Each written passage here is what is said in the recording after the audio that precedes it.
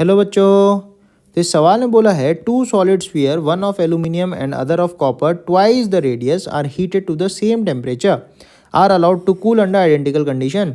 Given the specific heat of aluminium is 900 joule per kg Kelvin and that of copper is 390 joule per kg Kelvin, specific gravity of aluminium and copper are 2.7 and 8.9 respectively. तो पहले पूछा initial rate of fall of temperature and second पूछा initial rate of loss of heat. ठीक है, तो first part अपन करते हैं.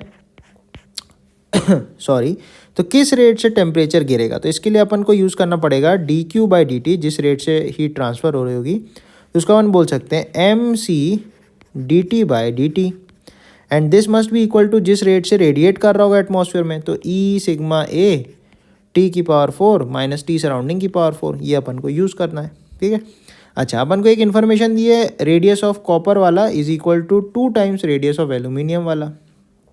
ठीक है, और डेंसिटी ऑफ एल्यूमिनियम क्या दे रखा है 2700 kg, जिसको अपन स्पेसिफिक ग्रेविटी से मल्टीप्लाई करके पता लगा सकते हैं. इनटू वाटर की डेंसिटी इनटू स्पेसिफिक ग्रेविटी करोगे तो इसकी डेंसिटी मिल जाएगी. इसी तरीके से डेंसिटी ऑफ कॉपर आप निकालोगे तो वो निकल के आएगी 8900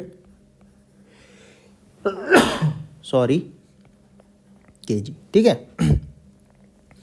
अब जिस रेट से टेम्परेचर गिर रहा होगा, rate of fall of temperature D T by D T, तो ये प्रोपोर्शनल आप देखो होगा ई ए अपॉन एम सी के, और फर्दर इसको अपन लिख सकते हैं ई ए डेंसिटी इंटू वॉल्यूम इंटू सी.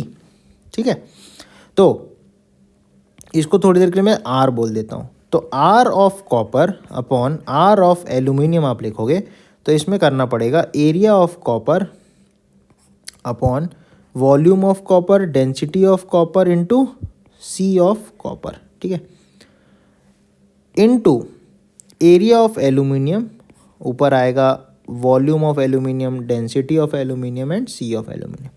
तो यहाँ पे जब आप वैल्यूज पुट अप करोगे तो एरिया को लिखोगे 4 pi into 2 times of R aluminium का स्क्वायर.